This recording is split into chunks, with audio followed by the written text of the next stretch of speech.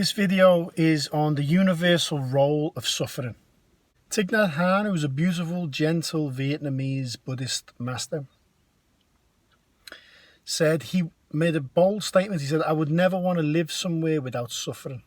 So reflect on that, especially when many of the Buddhist vows are to relieve all suffering.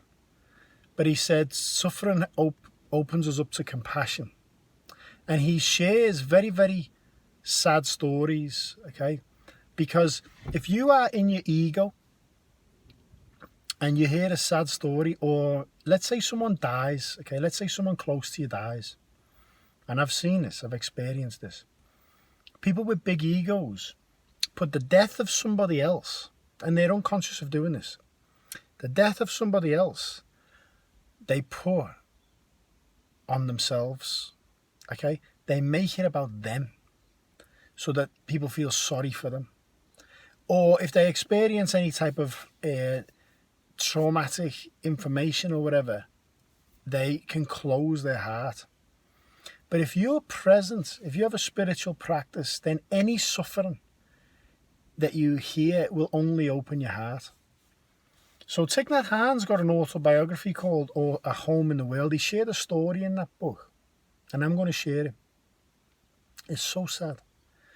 You know, we see images of glorified war in movies. And after the Vietnam War, him and Martin Luther King Jr. were very vocal and active to try and help the war. And Thich Nhat Hanh said he did a retreat after the war in America for American soldiers. And he said it was a very hard retreat. Many of them had post-traumatic stress disorder. A lot of them thought he was a Viet Cong because he was Vietnamese. There was people wouldn't go near him. He said very traumatized people there. He said one of the second to last days, a gentleman gets up on stage to share his story. He's crying his eyes out. He said, I've never shared this story with anyone but my mother. He said, when I was in Vietnam, my platoon, my group of friends, all got killed by the Viet Cong. I was the last one alive. And he said, I was not thinking straight. I was traumatized. And he said, and I got explosives. He made explosives, and he made sandwiches with food he had, right? And he said he put the sandwiches out with explosives in them, and he sat back and watched. And he said he was waiting for some Viet Cong to come and get the sandwiches, and they were going to kill them. He said a nursery had a lot of kids there between 3 to 5 years of age. And he said he watched a few kids see the sandwiches, eat the sandwiches, and the explosions went off. Because they were not even close enough to the local hospital, he said he watched the kids die in the arms of their parents and some of the teachers. And he said he can't be around children now. He said, I can't be around kids. He said, and I just cry, I just can't handle it. He said, this is what brought another part that broke my heart. He said, when I tell this, the only person I've ever told the story to is my mum. And he said, my mum covered her ears and said, please, please don't tell me. And she said, you have to realize it's war. War is wrong, my son. You have to be able to try and forgive yourself. That broke my heart. But what happened was, he said it was many stories like that. It was very traumatic. And Thich Nhat Hanh, the teaching in the book, the story was taught because of the power and benefit of the present moment. So the next day, Thich Nhat Hanh went to where this gentleman was staying, and he went to see him. And he said, you killed those children. It's happened. But he said, what I want you to realize is there are so many children in the United States that need help. okay? And in this present moment, you can dedicate your life to helping these children. And this man did just that. It was what gave him give him life purpose. He dedicated every aspect of his life to trying to help children in care that didn't have parents and whatnot. And even when I watched Mahatma Gandhi's, a very similar story with Mahatma Gandhi. When Mahatma Gandhi was starving himself to stop the violence between the Muslims and the Hindus, a guy came over to him and screaming at him to eat, saying, eat, screaming, eat. And Mahatma Gandhi said to him, what's wrong? He's fading away, he hasn't eaten for ages. And the guy said, I'm already going to hell. This guy said, he said, I'm not going to have your blood on my hands as well. He said, please forgive me for sharing this, because it's very sad. But he said, I watched somebody beat my child to death. And he said, and I beat a child to death, okay? And he said, so I know I'm going to hell, but I don't want your blood on my hands as well. And Mahatma Gandhi said, in India, very similar story, so many children at a young age don't have any parents. He said, you go find the child and you bring that child up as if it's your own child. You love them. And this is your ticket out of hell, okay? Very sad stories. But also, if we can hear those stories and keep our heart open, we can realise that we're here to serve. It's my message in every one of my videos. We're here to help people.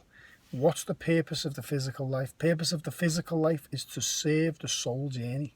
What is the purpose of life? The purpose of life is to serve. To serve is to make others happier, healthier, empowered and enlightened. These are teachings from my teacher.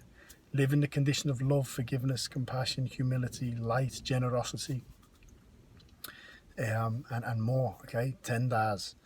So I'll share a personal story with suffering. When my nan died, when I was about 18, I shared the story often. I had a number of different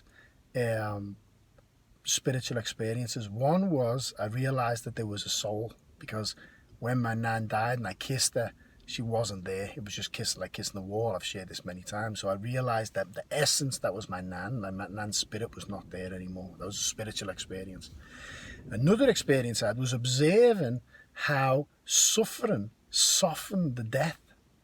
Okay, no one likes seeing my nan suffering, but when she actually died, the days before she died, my nan was ready to die. The suffering that she'd gone through, she was tired and she was ready to die. She was wanting to die. And all of the loved ones around her were praying that she'd die. And although it was very sad, when she died, I at that age, I remember observing the suffering and thinking, wow, the suffering actually helped the transition. If somebody dies, if I died today, my family probably think it was a tragedy because I had my health and I was a young man. It was a shock, okay? But, you know, if somebody's dying slowly, the suffering softens the transitional period. And I mentioned this to my Buddhist teacher, and my Buddhist teacher said, suffering is only suffering if you can't see through the suffering. Once we see through the suffering, it's not suffering. Think about that. If a bodhisattva gets sick, a bodhisattva goes to the cause. What is the root cause of success and failure in every aspect of life? It's karma. Everything that happens in the physical world is a spiritual reason for it. So rather than as things manifest in the world, which manifest as a collective consciousness is what's manifesting it, okay? When it manifests, if we just focus on the little thing that's happening in front of us and attach to that, and we see the suffering and we get entangled in the suffering and we see it's so terrible and blah, blah, blah, blah, blah, we don't see through it. Okay, we don't see the bigger picture. But when we realize that whatever manifests in the world is a manifestation of our karma individually and collectively, instead of responding to the manifestation, we address the cause. You with me? We address the cause. We go to the root cause. Karma is the root cause, because everything that happens in the physical world is a manifestation of what happens in the spiritual world. Heaven follows Mother Earth's laws. Mother Earth follows heaven's laws. So everything that happens here is karma. So when we understand suffering is a way that life tells us, shows us what we need to heal, shows us what we need to ask for forgiveness, look deeper, understand, which is compassion, and bring love to a situation. Any suffering, my teacher says, any suffering is a lack of love. So by bringing love, not judgmental, human, conditional, I only love you if you love me back or if you're doing nice things. None of that love. I'm talking pure, unconditional love of nature, of the Tao, of the source, of whatever you want, God, whatever you want to call it. Pure love, non-judgmental, non-attached. If we can align ourselves internally with that love and bring that love whenever we see news that triggers us, no, we're going to go into love instead of reacting through fear and anger. And we're going to send love. Literally see whatever that news report is or whatever what's going on in the world, send love. I haven't been doing this, I'm not practicing 100% what I'm preaching here. I haven't been living this as well as I should be, so I apologise. Because I'm still getting triggered to some degree when I see people wearing all the rubber masks and everything. I feel for them, but it's I need to be more loving. Okay, we need to send love to these people inside. I love you. God bless you. I hope you. I wish you all the best. I wish you all the best. So understand that suffering wouldn't exist in life if it didn't have a universal role. Okay. When we see suffering, instead of letting it close our heart and move more into our mind, let it open our heart so we're more compassionate and bring love to the world, because honestly, love is what's going to change everything, because we are moving away from fear. This transitional period, this chaos that we're seeing, which is, the cabal, the fallen 1% who are trying to ride the wave of this transition. They're aware that there's a astrological universal change coming in. They're aware of that. They're trying to ride the back of that and control it through order, through chaos, which is their motto. Okay, so, but one thing they can't control is the love response.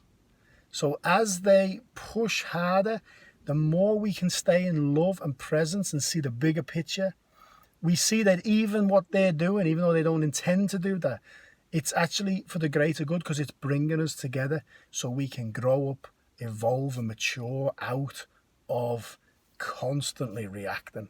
And we can see the suffering as a beautiful thing, and we can heal personally, collectively. Transform yourself, love your own heart and soul, then love your families, love your communities, love the world, and dedicate your life to serving others. I promise you, true happiness comes from contribution. I love you all. Take care, unify, be strong, open your heart at this time. I love you all. Bye-bye.